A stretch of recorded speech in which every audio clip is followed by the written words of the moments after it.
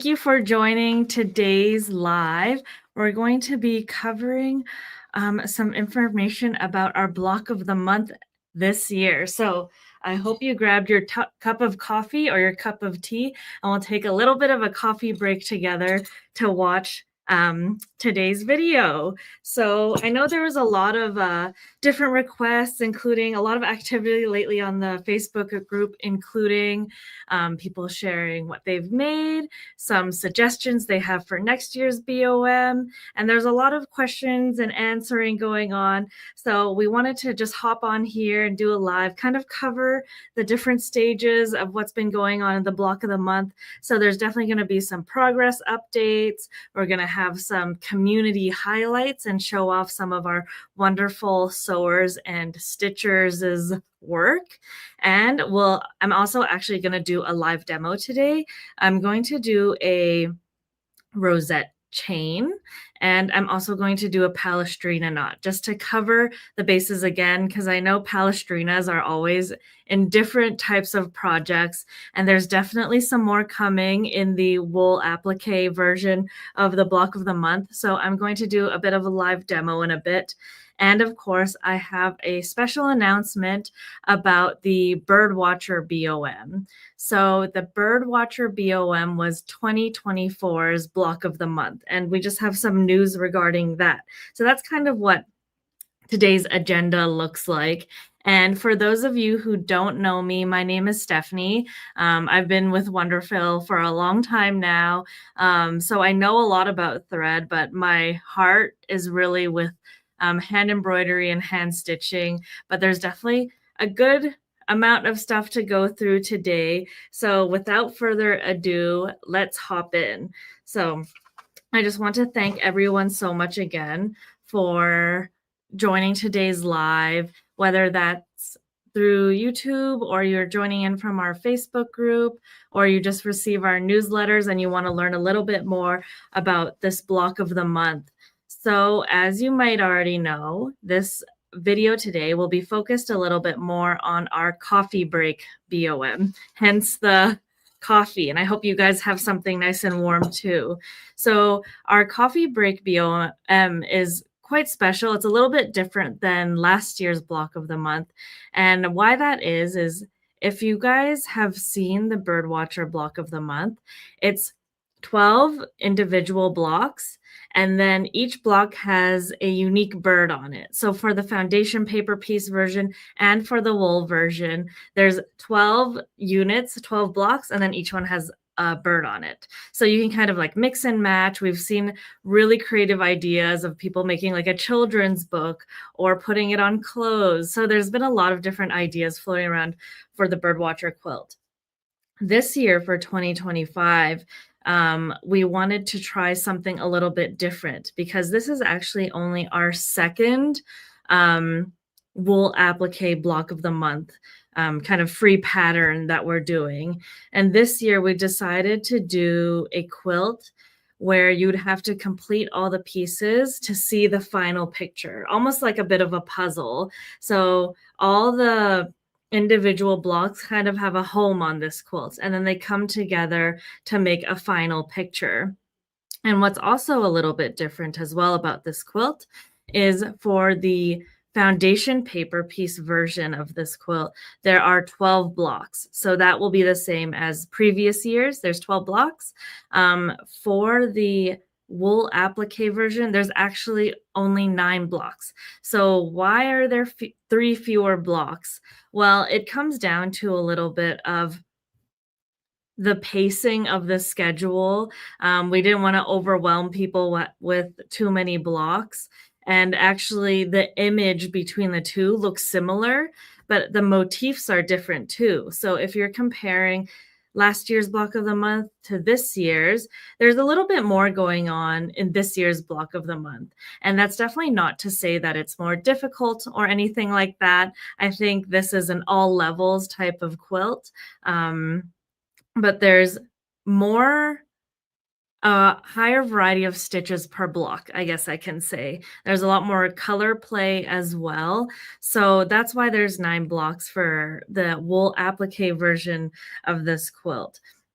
And I think I'm not sure if you guys have seen or not. I've seen actually a number of people doing the foundation paper piece version and the wool version. So if you're thinking about joining, you can really decide which one you want to do, or you can do both as well. And every month on the first of each month is when the pattern comes out. So you can decide which ones you want to do and which ones maybe you want to focus on too, right? If you want to hone your skills a little bit more. So, where are we right now in terms of the block of the month quilt? So, as of August 1st, which was just about 5 days ago, we released our sixth block for the foundation paper piece version. So you might have seen that was the spoons. And some of you guys are so quick. We are shocked every time, and we always talk about how quick you guys are. It's a little jar of spoons, and that's the sixth block that came out for the FPP version. And for the wool version, the fifth block got released. So that's our little French press in the pre-cut wool. So I think at this point, almost everyone should have received their kits by now, but I have my version of it right here that I want to share with you.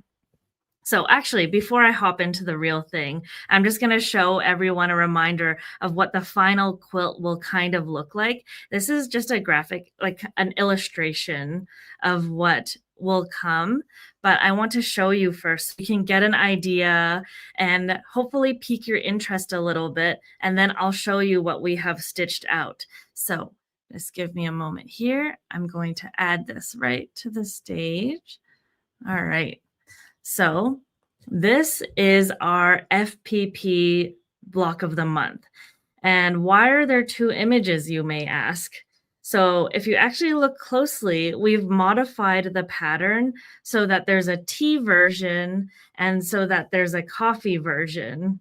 I just realized when I was putting together the PowerPoint, I must have accidentally cropped the left side of the image without realizing, but the shelf is supposed to be symmetrical. So there is that light blue panel on the side, if you're wondering, and I'm just kind of seeing it now.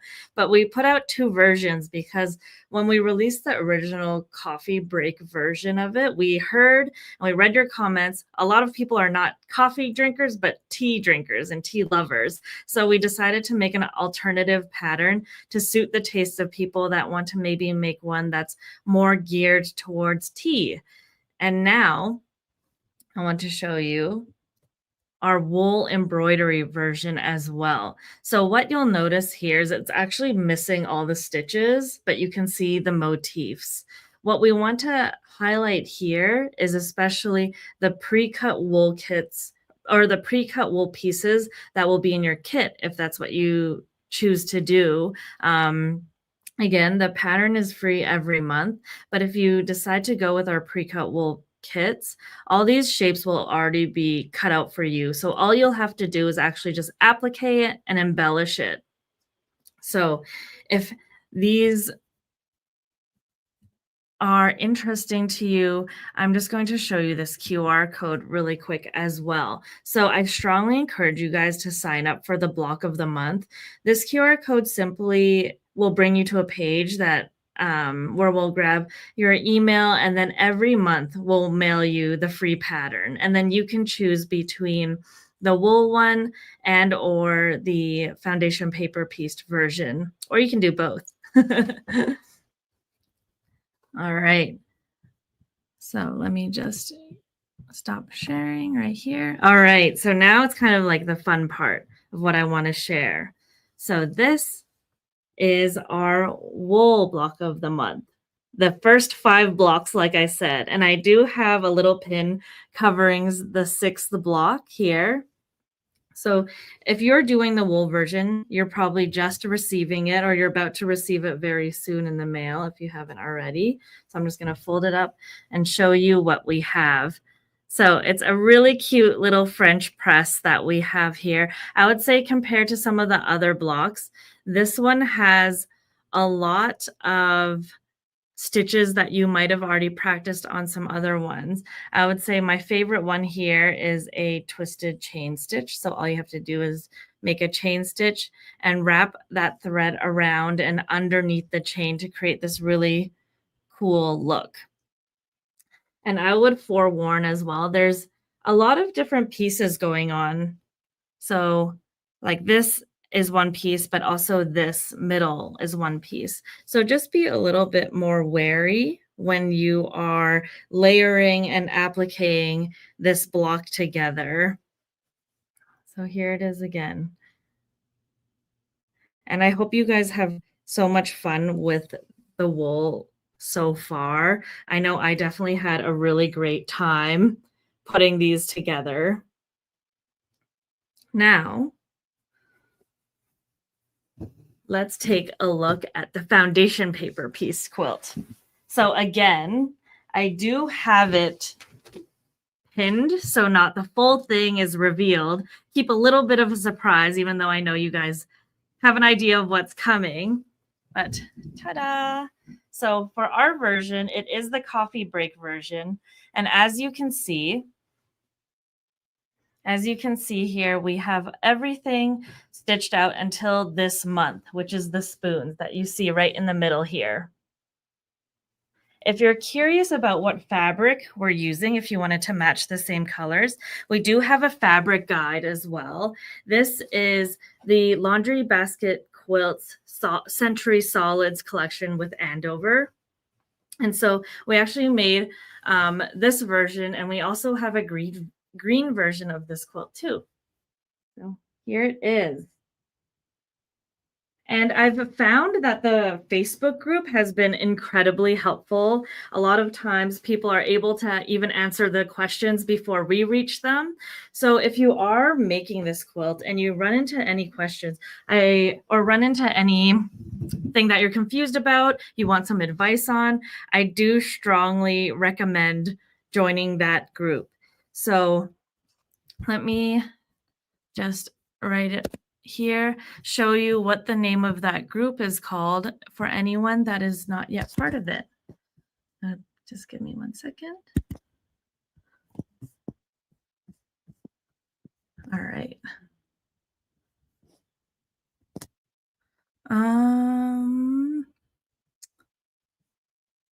Let me see. Present. I'm sorry. I must have closed it. Window. Here we go. All right. So right here, you can see it is called WonderFil's Block of the Month, and this is on Facebook. So all you have to do is request to join. You'll fill out a little bit of a questionnaire so we can see what your interests are and just some community guideline type things. But there's a lot of information on this Facebook group, and that also includes things like monthly giveaways, stitching tutorials, a lot of community help, like I mentioned. But I think like my favorite part of being in the group is every day I just see new people post their progress, and I find it like really inspiring. And I've saved some images here that I want to show everyone because what we have as a pattern is just kind of like a base and some of our suggestions. But as I show you guys what some other people have made, they've really kind of made it their own in a way. So let me just, again, share the screen. Okay. Right here. All righty. So right here, we have some people that started the first block. I think another thing that's quite special about this one is even though it's hand applique and most of the objects are applique, there is a little bit of kind of a blend between applique and piecing going on in these first couple of blocks where you're attaching the shelf. And you can see some people are already making some adjustments to like their own style. Here we have people doing both, like I mentioned, and these blocks are not coming out in the same order. For example, the FPP block may not look identical to the wool block that comes out every month. So you get some variety when you are playing around with both quilts. And I just love seeing the takes that people have on or trying those new stitches here again. I mean, and people do a really good job. I think what we try to cover, especially in those Facebook Lives or stitching tutorials, is those stitches that might look a little bit more challenging. Maybe not everyone has tried them out before. For example, like a cast on bullion knot or a trellis stitch. You know, those kind of things are what we especially like to show people. But of course, if you have questions or requests, we take those very seriously and we will make videos if you have questions about specific stitches. This one I thought was so cool because she actually appliqued some lace pieces onto her wool applique and as well changed a lot of the embellishments too to make it her own. So even for myself, I'm quite guilty when I'm playing around with different patterns or trying new things. I'll like change things here and there because they suit my taste a little bit more. So definitely feel free to be creative and try new things onto your wool applique. And here again, after people have finished the first row. And now I want to show you some of the FPP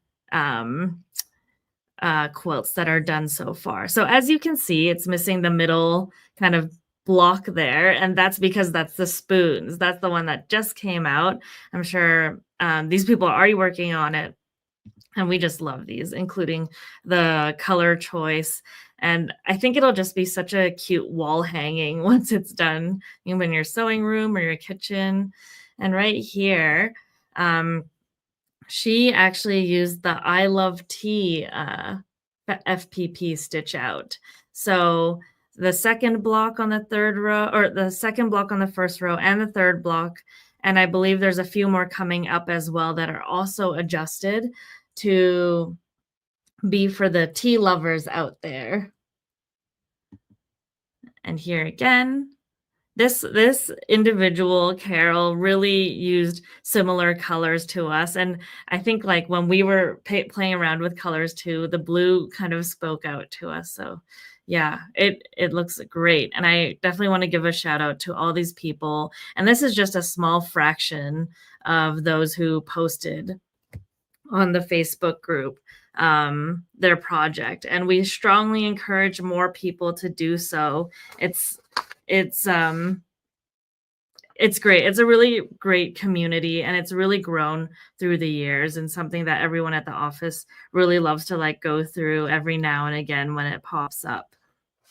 So now I want to share a little bit about what is kind of included if you are interested in joining this year's block of the month, the coffee break block of the month.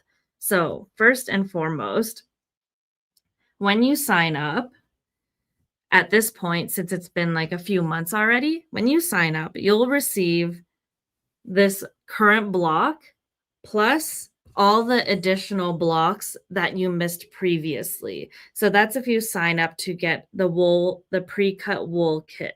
You'll get the first 5 blocks, and then after that, it will just go according to the same schedule, and your blocks will arrive at the beginning of the month. And as well,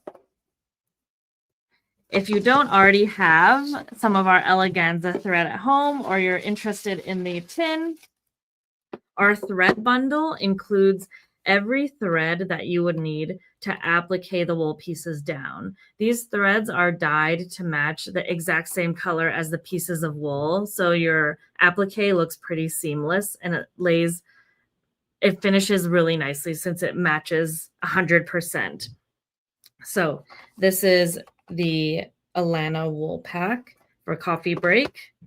And then, of course, we have our coffee break tins.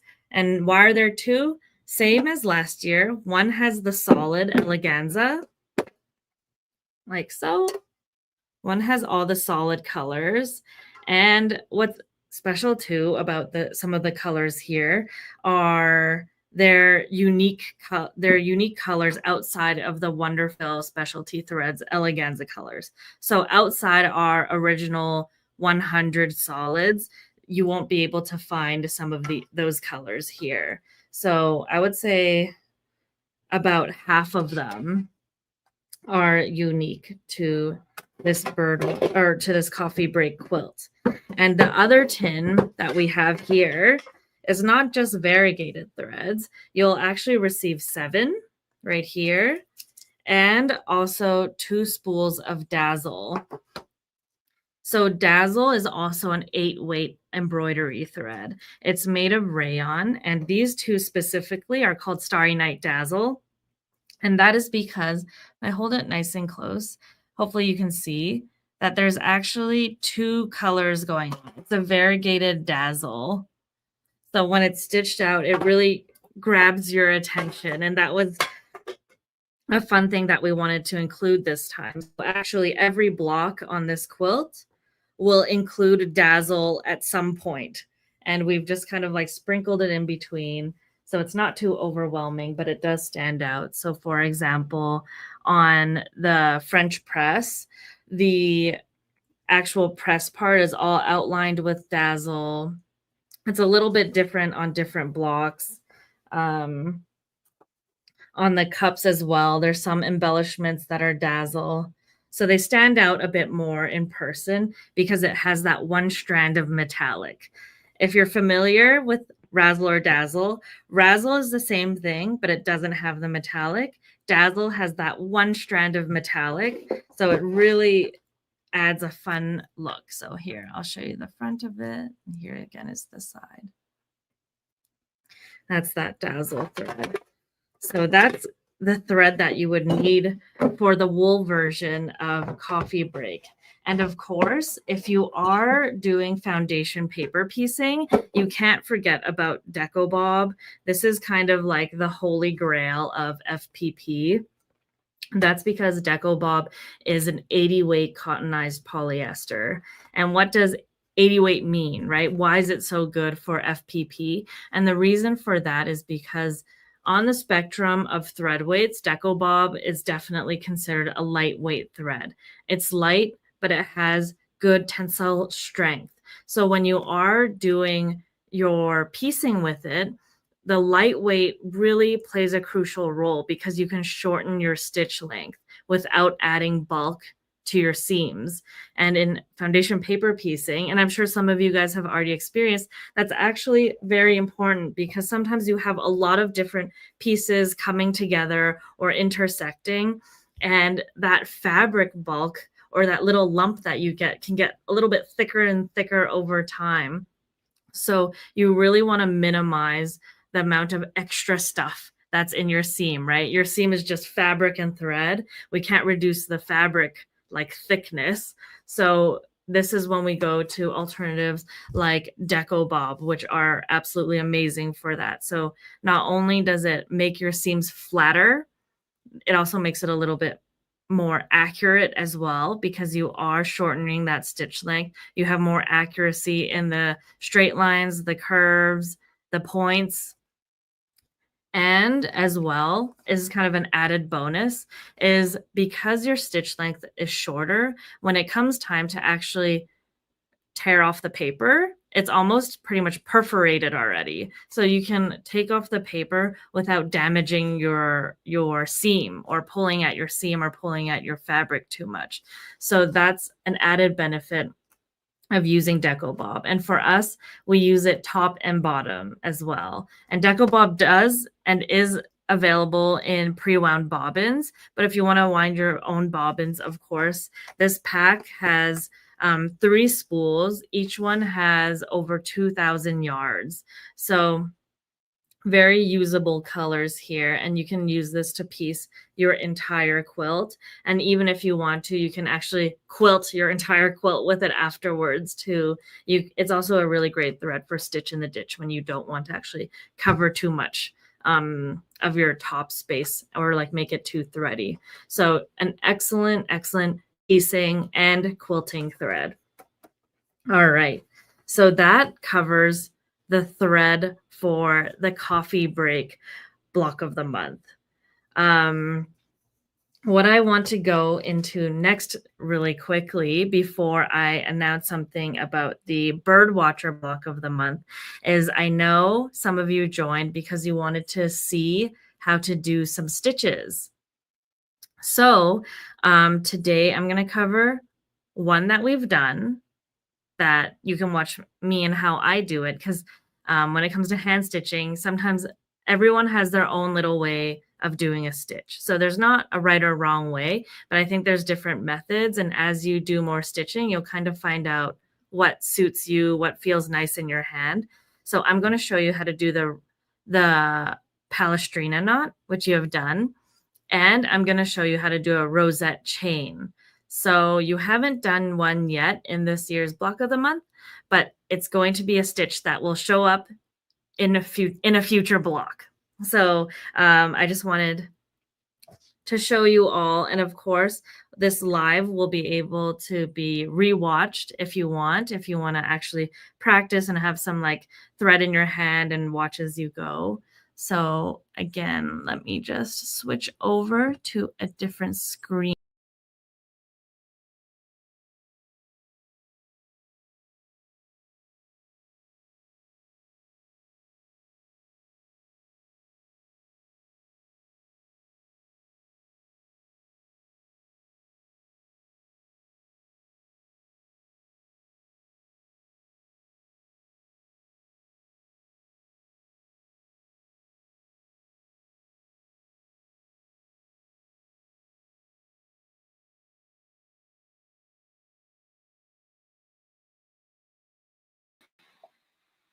Okay. Sorry, I didn't realize I was on mute, so I was just talking for talking. But I wanted to say that Palestrina is one of my most used stitches. It's really great for outlining appliques, or if you wanted to like basically make a line on a project. And it adds a lot of texture too, especially sometimes some patterns may call for beading and I don't have the beads. I'll actually use dazzle and do a Palestrina knot or razzle, or I'll even use eleganza and make Palestrina knots because they almost look like little beads. So I just have our merino wool fabric here. There we go. I'm going to just adjust the lighting a little bit. There we go. This is our merino wool. And then I'm using an 8-weight eleganza. This is in the color 916. So, all right. Another personal preference that I have is I actually knot my thread before I start stitching. I think it depends a little bit on the medium that I'm stitching on, but whenever it comes to wool, I almost always will knot my thread in the back because I know the loftiness of the wool won't show my knot. And that just makes it a little bit more forgiving, especially when you're starting out and doing some stitches. All right, so we're going to have an imaginary line that looks like this. I'm going to be stitching from left to right. So first of all, I come up where my line kind of starts. Then I'll go down under. Here, I'll hold it a little bit closer to the camera. Go a little bit under here and above, like so. And this length can be adjusted depending on how much you want this part of the thread to show later, and I'll point those out. So I pull through, and now it's kind of diagonal down like this. Then I always use the back of my needle so I don't pierce my thread, and I go back up from under. And I always also put my thumb. I tend to use my thumb to stabilize my existing thread that I put in my first stitch because I don't want it to come loose like this. What's the name of the stitch? This is the Palestrina knot. So after I've pulled the needle up, I'm just using my thumb to hold it down. All right. And then when I'm adjusting this stitch, I almost pull up until it makes a little bit of a Y. Can you see that? Almost makes like a little bit of a Y shape. And then I'll again use my thumb, hold it down, but this time I'll hold it a little bit out of the way so you can see better. The next part of this stitch is you'll want to use the back of your needle again and thread it under this stitch.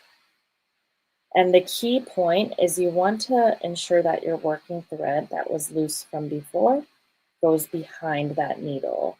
You don't want it in front of your needle like this. It should be behind that needle. I hold everything together and then I just pull my thread through like this.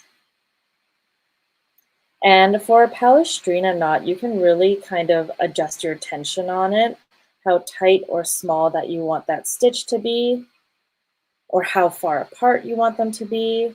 If you don't want the thread here, this top and bottom thread to show as much, you can take a smaller bite. So I'm going to do I'm just going to do another one, but this time I'll take a smaller bite. I'll hold it a little bit closer to the camera so you can see.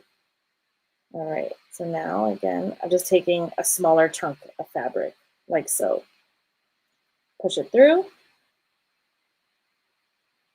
pull it like this. Now, with the back of my needle, I'm going under, I'm holding this down, and I'm pulling through.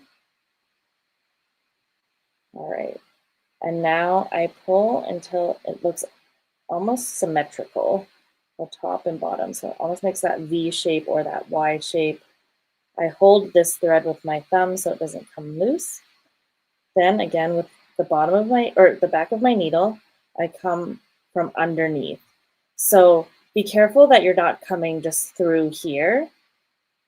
I'm trying to angle so you guys can see well. Don't go through here. You want to go through the bottom part of that like Y shape and pull through. I'll do one or two more so you can see what I'm talking about. Another small bite like this, pull through, with the back of my needle coming from the bottom, go up, pull through,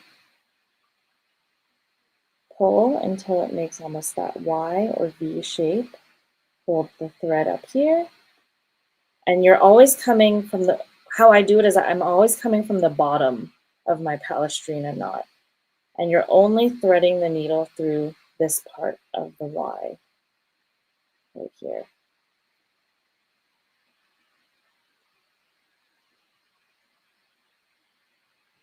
Like so. I'll just do one more. Another bite of fabric. Pull through. Back of the needle from under.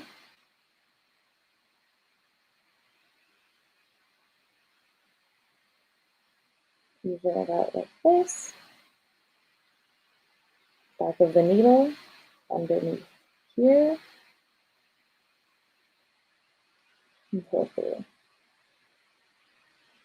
And I like to not pull too tight on my Palestrina knot because when I was first learning how to do it, I would pull really tight on my Palestrina and these knots would turn really tiny and not really give me the result I was looking for. So you almost just want to like pull it tight enough that it comes into this round shape, and you don't have to pull much tighter than that.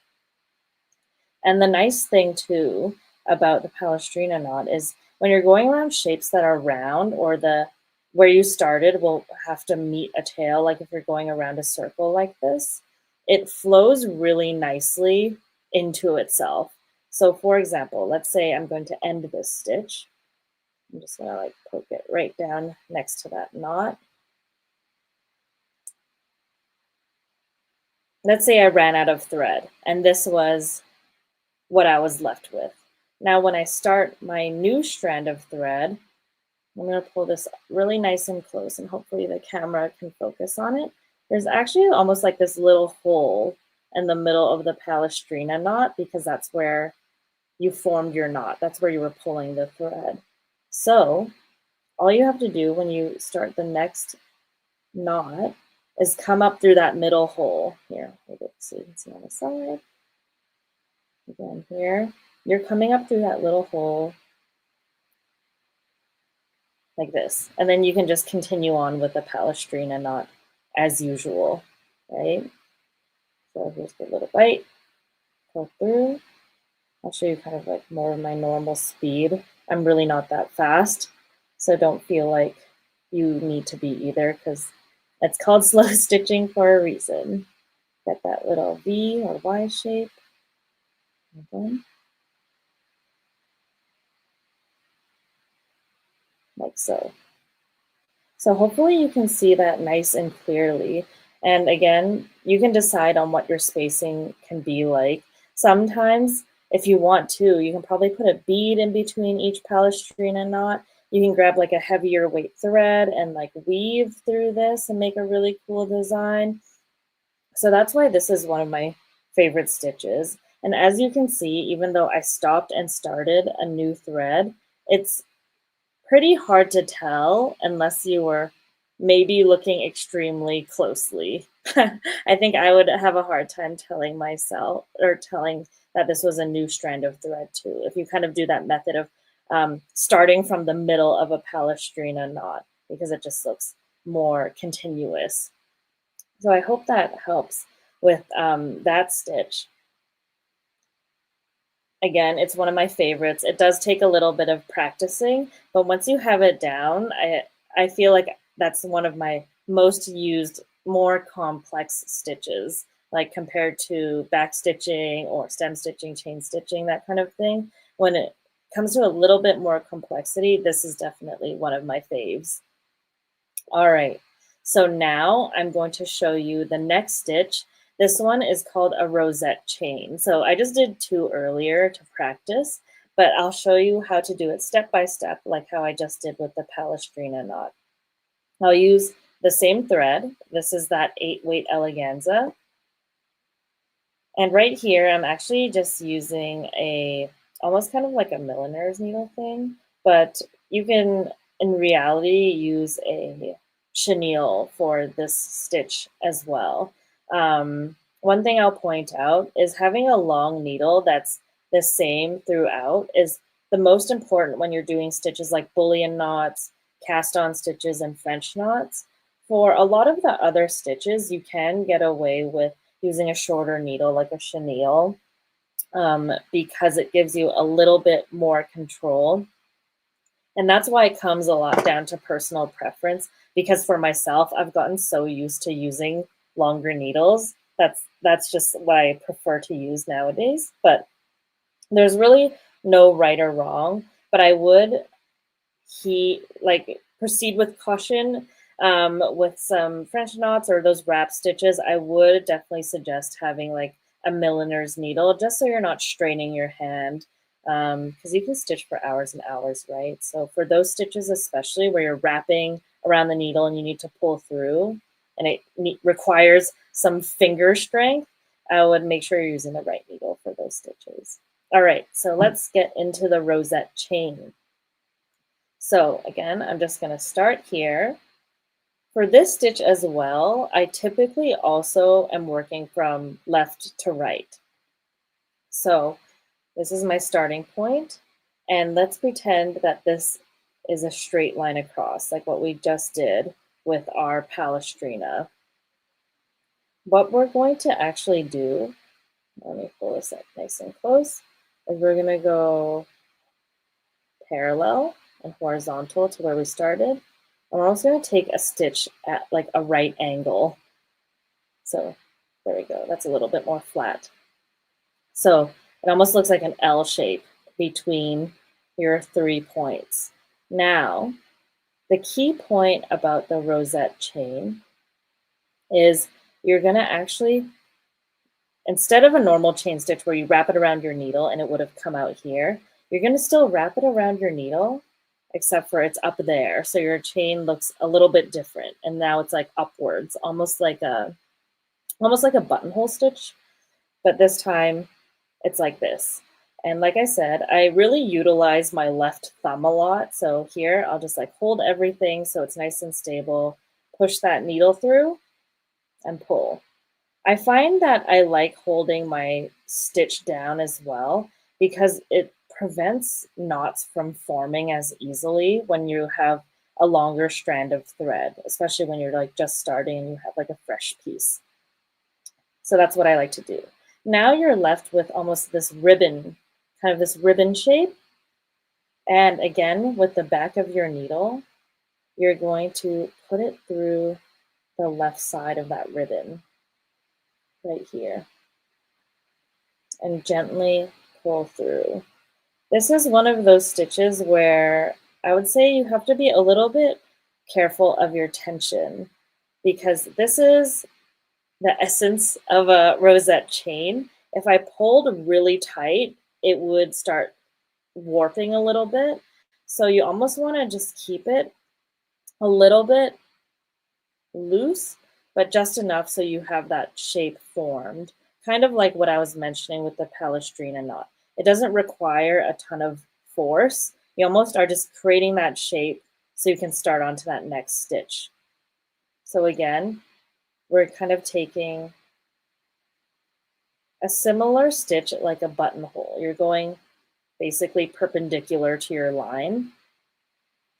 You're grabbing your thread and you're putting it around the front to the back, like so. So again, you're going across the front, around the needle.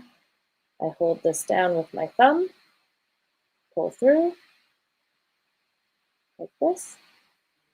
And then with the back of my needle, I go underneath here. All right, like this. And again, not too tight. And again, this is a really fun stitch to go around in circles with or outlining stuff if you want it to have a little bit more like, I like to call it fuzzy when there's kind of like points or things sticking out of shapes. And so this one, the rosette chain, is definitely a fun one. I would say if you're comparing the Palestrina knot side by side with the rosette, it may seem like the rosette chain is easier, but I think as I've come to do a little bit more stitching here and there, I've found that the Palestrina almost feels a little bit easier because you don't have as much, you don't have to worry about the tension of your thread as much. So again, after this, I'm wrapping around the front of my needle. And you don't want to wrap like super tight like this. You want to keep things kind of just loose enough so you can create that ribbon-like shape. Pull through, back of the needle, under that first stitch like this. And so it definitely takes some practice to get a more even rosette chain as you go. But I've found that this is kind of like the method that I go for and is a little bit easier for me. Wrap it around that needle, pull through, get that little ribbon shape. Oops. And then this goes underneath like that. So that's how you do the rosette chain right there.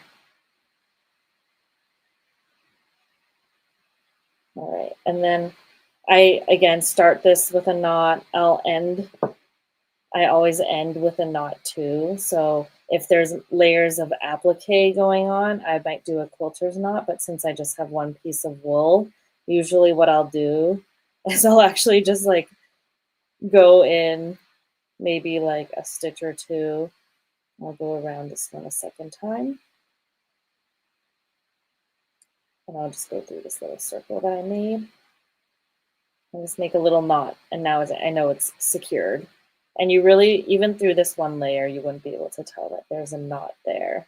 So I hope that helps with the rosette chain right there. If you guys have questions on how to do some other stitches, I'm more than happy to hop on another video or do a video recording of how to do some more specific stitches. But I hope you learned something there. And stay tuned because this will be coming up in a future block. So definitely come back to watch how that one is made. Now I'm going to just switch back to my other screen. All right. So now I'm switched back to my main screen. I'll scoot over. And now it's time for that special announcement. So regarding the bird watcher quilt that we did last year, we are going to actually be having a special on that quilt or on that project. And so the first thing I want to do is make sure I remind everyone of what that quilt looks like right here. So this is that bird watcher quilt, all nice and done and binded. I see some people still working on it in the group, and it's so adorable. I really, really love this quilt. So the special that we have going on actually is all the thread packs that you would need to basically make this quilt or even embellish this quilt. This goes for the foundation paper piecing version as well. All the thread packs will be 10% off. So even the tins with the eleganza, all of them are 10% off for a limited time. It'll say on the website. So right here are the piecing and the quilting pack of thread. Those are 10% off. Then the tin, which looks really similar to this. It has a solid version of eleganza thread and a variegated version of eleganza thread. That one is also 10% off. And then, of course, there's also the Alana applique thread for the Birdwatcher. That is also 10% off. And the most exciting news, I think, actually, is we only have 7 sets of the entire kit of the entire quilt left. So there's only 7 full sets, all 12 blocks pre-cut left. So while supplies last, we're actually going to be bundling this for 15% off. So that would include the tins that you see here, the applique wool threads that I mentioned earlier, and all 12 blocks pre-cut and ready to go for you to make your Birdwatcher quilt. So here it is right there. And I'll just hold up the Birdwatcher quilt again, just in case you wanted to see what it looked like and are considering. Like I mentioned, there is only 7 sets left. So it's definitely available while quantities last. You can make these fun little guys for your quilt room. I had a ton of fun with this quilt as well. And that's kind of where the wool applique journey of the WonderFil BOM began. So Birdwatcher is definitely super near and dear to our hearts. And if you're interested in the kit, please go to shopwonderfil.com and you can find out where all the deals are regarding all those thread packs, plus this full set here too. So that about wraps up today's session of our BOM Live. If there's anything you guys want to see in the future, or you want us to just chit chat, have a coffee break, show a few stitches here and there, let me know. I'm always more than happy to hop on. So again, thank you so, so much. Please join the Facebook group. If you're interested in the pattern, once again, all you have to do is sign up for our newsletter, which I will post on the screen in a bit. There's a QR code that you can scan, and then you'll be signed up for our newsletter. And that is about it for today. Thank you all again so much for coming, and I will see you in the next Stitching with Stephanie. Thank you. Bye.